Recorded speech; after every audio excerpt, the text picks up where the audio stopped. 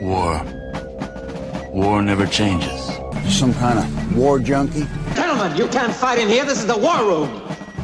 Welcome to the War 102 podcast, where we explore the doctrine, theory, philosophy, and history of warfare. I'm your guide, Paul Darling, and I want to share what I learned in nearly 30 years in uniform. So let's get to learning about the most influential activity in human history, war. Welcome to episode 91, the Barbary Pirates. I know I promised the Mexican-American War, but as long as we're hitting early forgotten wars of American history, we might as well go into our infancy and our fledgling nation's introduction to the Islamic Maghreb. The Mediterranean Sea in the late 18th century was a vast expanse of opportunity and peril for seafaring nations. For centuries, the Barbary coast, encompassing the North African regencies of Algiers, Tunis, and Tripoli, and don't forget the Sultanate of Morocco, had been a stronghold of state-sponsored piracy. These entities, nominally under Ottoman suzerainty, except for Morocco, operated fleets of corsairs that preyed upon merchant vessels from Europe and beyond. The pirates, often referred to as Barbary pirates or corsairs, justified their actions through a mix of economic necessity and religious ideology, viewing the capture of Christian ships and crews as legitimate warfare against infidels. By the 1780s, their activities had evolved into a sophisticated system of extortion, where European powers paid annual tributes to ensure safe passage for their ships. Estimates from historical records indicate that between the 16th and 19th century, over 1 million Europeans were enslaved by these corsairs, with ransoms and tributes forming a significant portion of the Regency's economies. The corsair fleet consisted of xebecs, swift, shallow draft vessels armed with 10 to 20 guns, and galleys propelled by oars manned by, you guessed it, slaves, allowing them to operate effectively in coastal waters and pursue slower merchantmen. For the newly independent United States, this system posed an immediate threat. Prior to the American Revolution, colonial ships sailed under the protection of British treaties with Barbary states. The Treaty of Paris in 1783, which ended the war with Britain, stripped away this safeguard, leaving American merchants vulnerable. The Continental Navy had been disbanded in 1783 due to fiscal constraints, leaving the young republic without a standing fleet to defend its growing trade interest. American exports, including tobacco, rice, and lumber, increasingly ventured into Mediterranean ports, but without protection. They became easy targets. The first notable incident occurred on October 11th, 1784, when Moroccan corsairs captured the brigantine Betsy off the coast of Spain. The crew was imprisoned in Tangier, but Sultan Mohammed III of Morocco, seeking to establish relations with the United States, ordered their release and initiated diplomatic overtures. This led to the Moroccan-American Treaty of Peace and Friendship in 1786, negotiated by Thomas Barclay, which granted American ships immunity from Moroccan attacks in exchange for mutual trade privileges. It remains the longest unbroken treaty in U.S. history. However, the other Barbary regencies proved more aggressive. In 1785, Algerian corsairs seized the schooner Maria near Portugal and the brig Dauphine off Spain, enslaving their combined crews of 21 sailors. These captives endured brutal conditions in Algerian bagnios, aka slave prisons, where they were forced into hard labor, often chained and subjected to beatings and malnutrition. Ransoms were demanded at exorbitant rates, up to $1,400 per sailor, far beyond what the cash-strapped U.S. government could afford under the Articles of Confederation. Over the next decade, more than a dozen American vessels were captured, with over 100 sailors enslaved. Diplomatic efforts by envoys like Thomas Jefferson and John Adams revealed the ideological underpinnings of the piracy. In a 1786 meeting in London with Tripoli's ambassador, Sidi Haji Abdurrahman, Jefferson and Adams were informed that the corsairs' actions were sanctioned by Islamic law, granting them the right to enslave non-Muslims who refused to tribute. Jefferson, then minister to France, argued in reports to Congress that perpetual tribute would bankrupt the nation and encourage further demands, advocating instead for a naval force to confront the threat. Adams favored negotiation, citing the Republic's weakness. By the early 1790s, the situation had worsened. A brief truce between Portugal and Algiers in 1793 exposed American ships to renewed attacks, with 11 vessels captured that year alone. Congress responded with the Naval Act of 1794, authorizing the construction of 6 frigates. The United States Constitution, Still afloat, Old Ironsides, President, Constellation, Congress, and Chesapeake. These ships, designed by Joshua Humphreys, were heavy frigates, mounting 38 to 44 guns, superior in speed and firepower to most European counterparts of similar size. Diplomatic concessions allowed, the 1795 treaty with Algiers required an upfront payment of $642,000, equivalent to 16% of annual federal revenue, plus annual naval stores valued at $21,000. Similar treaties were signed with Tripoli in 1796 and Tunis in 1797, costing the U.S. Treasury millions over the decade. These agreements provided temporary respite but fueled domestic outrage, with Federalists and Republicans debating the merits of millions for defense, but not 1 cent for tribute. The Barbary coast stretched from the Atlantic shores of Morocco to the eastern Mediterranean, with key ports like Algiers, which was home to the most powerful fleet, up to 40 vessels by 1800, Tunis, and Tripoli. Tripoli, ruled by Pasha Yusuf Karamani, had a fleet of about 20 corsairs, while Algiers, under Dey Mustafa, could deploy frigates and xebecs capable of ranging as far as the Atlantic. European powers, including Britain and France, had periodically bombarded these ports, such as the 1784 Spanish attack on Algiers, but often reverted to tribute to protect their commerce. The fragile peace unraveled in 1801. Upon Thomas Jefferson's inauguration as president in March, Pasha Karamani demanded $225,000 in new tributes. Jefferson, long an advocate for military action, refused. On May 10th of 1801, Karamani declared war by chopping down the flagpole at the U.S. consulate in Tripoli, a traditional symbol of hostility. You don't say. Congress did not issue a formal declaration but passed the Act for the Protection of Commerce and Seamen on February 6, 1802, authorizing the president to use naval forces defensively. This marked the beginning of the First Barbary War from 1801 to 1805, the United States' first overseas military conflict. Jefferson dispatched a squadron under Commodore Richard Dale, comprising the frigates President, Philadelphia, Essex, and the schooner Enterprise. Their orders were to protect American merchantmen, convoy them through dangerous waters, and engage Tripolitan vessels only if attacked.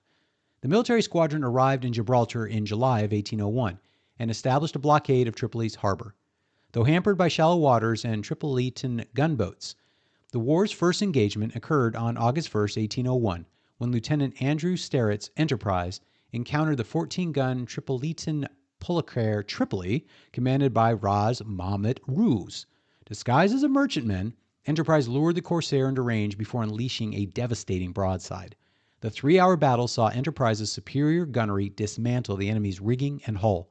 The Tripolitans attempted 3 boarding actions, but were repelled each time with musket fire and grape shot. American casualties were 0 killed, 0 wounded, and the Tripolitans suffered approximately 30 killed and 30 wounded, with their ship left a floating hulk. Sterrett, adhering to orders against taking prizes without a formal war declaration, disarmed the vessel and released it, boosting U.S. morale and proving the naval's effectiveness in single-ship actions. Dale's squadron continued patrols, conveying over 80 merchant ships safely, but achieving no decisive victories. Commodore Richard Morris replaced Dale in 1802, but was criticized for inaction and recalled in 1803. The war's momentum shifted with the arrival of Commodore Edward Preble in September of 1803. Preble, a veteran of the sort of quasi-war with France, commanded a reinforced squadron, including the flagship Constitution, Argus, Siren, Nautilus, and Vixen. He secured basing rights in Syracuse, Sicily from King Ferdinand IV, allowing for sustained operations. But disaster struck on October 31st, 1803, when Captain William Bainbridge, Philadelphia, pursued a Tripolitan corsair and ran aground on an uncharted reef off Tripoli. Under fire from enemy gunboats, Bainbridge attempted to lighten the ship by jettisoning guns and water, but it remained stuck. After 4 hours, he surrendered to avoid needless slaughter, with 307 officers and crew taken prisoner. The Tripolitans refloated Philadelphia and armed it as a harbor defense battery, and a major propaganda victory for Pasha Karamani. The captives faced harsh imprisonment. Many died from disease and maltreatment over the next 19 months. Preble responded decisively. On December 23rd of 1803, Enterprise and Constitution captured the Tripolitan ketch Mastico, renaming it Intrepid. Preble planned a daring raid to destroy Philadelphia. The boat, not the city. Lieutenant Stephen Decatur, a 25-year-old rising star, volunteered to lead it. On the moonless night of February 16, 1804, Decatur and 74 volunteers sailed intrepid, disguised as a Maltese merchant, into Tripoli harbor. Speaking Sicilian to deceive guards, they approached Philadelphia undetected. Boarding swiftly, Decatur's men overwhelmed the Tripolitan crew in hand-to-hand combat, killing 20 with cutlasses and pikes, while suffering no casualties. They then spread combustibles, pitch, tar, and gunpowder throughout the ship and ignited it, escaping amid explosions and enemy shore fire. The blaze illuminated the harbor, destroying Philadelphia completely. British Admiral Horatio Nelson hailed it as the most bold and daring act of the age. Tripolitan losses were estimated at 20 killed, with only one American slightly wounded. This raid elevated Decatur to hero status and certainly denied the enemy a valuable asset. Emboldened, Preble intensified the blockade. In July of 1804, he incorporated 6 gunboats and 2 mortar boats, borrowed from the Kingdom of the Two Sicilies. On July 14, 1804, the squadron bombarded Tripoli's fortifications, targeting gun batteries and the Pasha's castle. Tripolitan gunboats sortied but were repelled, and the major assault came on August 3, 1804. Decatur led 3 gunboat divisions into the harbor, engaging 21 Tripolitan vessels in close quarters combat. In fierce fighting, Decatur's boat boarded and captured a gunboat after killing its captain in single combat. His brother, Lieutenant James Decatur, commanding another gunboat, was mortally wounded by a Tripolitan skipper who feigned surrender. Enraged, Stephen Decatur pursued and boarded the enemy boat, avenging his brother by killing the captain with a pike. Seaman Reuben James, a great name in naval history, wounded in both arms, shielded Decatur from a saber blow with his head. Americans captured 3 gunboats, sank 3 others, and inflicted heavy casualties. 14 Americans killed, 27 wounded. Tripolitans approximately 47 killed and the same amount wounded. This action disrupted Tripoli's defenses and boosted U.S. confidence. Further bombardments followed on August 7th, 28th, and September 3rd. On September 4th, Captain Richard Summers volunteered to lead Intrepid, now converted into a fire ship loaded with 100 barrels of gunpowder and 150 shells, into the harbor. Accompanied by a small crew, Summers aimed to detonate amid the Tripolitan fleet. However, Intrepid exploded prematurely, possibly from enemy fire or sabotage, killing Summers and his 12 men instantly, and no Tripolitan ships were damaged. But the attempt underscored American resolve. The war's land phase began in 1805. Former U.S. Consul William Eaton, authorized by Jefferson, allied with Hamed Karamanli, Yusuf's deposed brother, to overthrow the Pasha. From Alexandria, Egypt, Eaton assembled a force of 8 U.S. Marines under Lieutenant Presley O'Bannon, 3 midshipmen, and about 500 mercenaries, Arabs, Greeks, and Berbers. They marched 500 miles across the Libyan desert, endured thirst, mutinies, and skirmishes. Supported by naval gunfire from USS Argus, Nautilus, and Hornet under Master Commandant Isaac Hull, they assaulted Derna on April 27, 1805. The battle commenced with a naval bombardment softening defenses.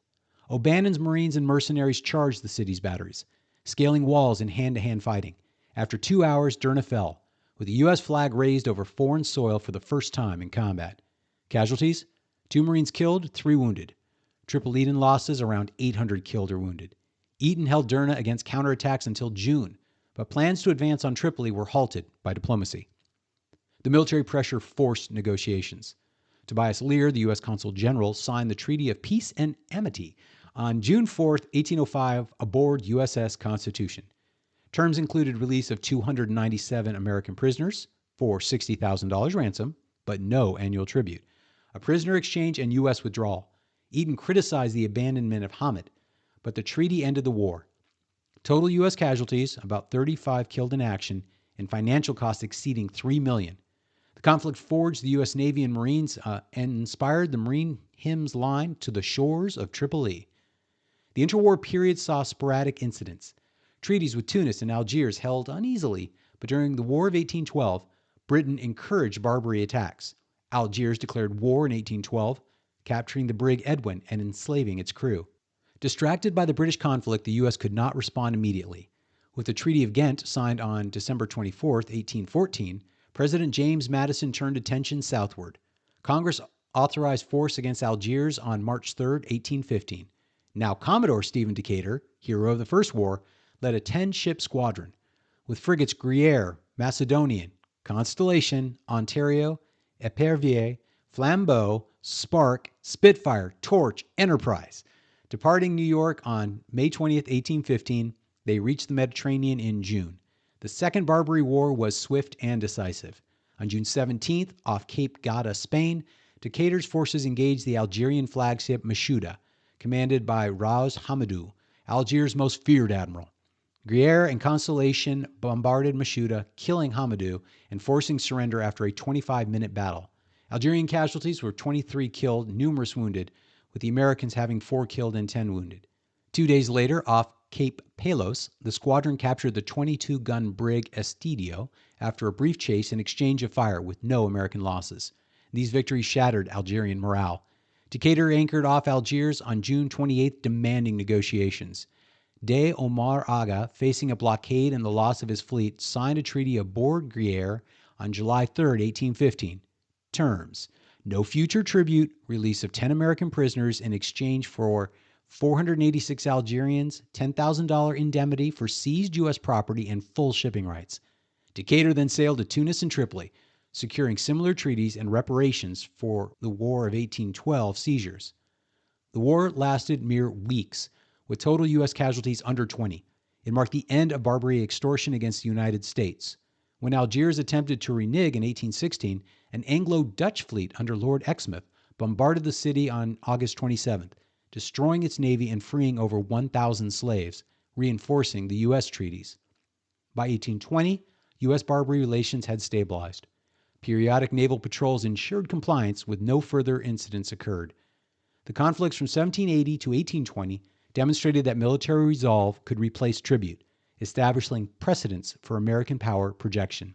They professionalized the Navy, influenced foreign policy, and symbolized the Republic's commitment to free trade. Historians note that while European powers continued tributes until the 1830 French conquest of Algiers, the U.S. actions paved the way for the decline of the Barbary piracy. The legacy endures in naval doctrine, with the wars costing lives but securing maritime sovereignty. Thanks for listening today. If you want to help the show, please share today's episode on any social media sites you can.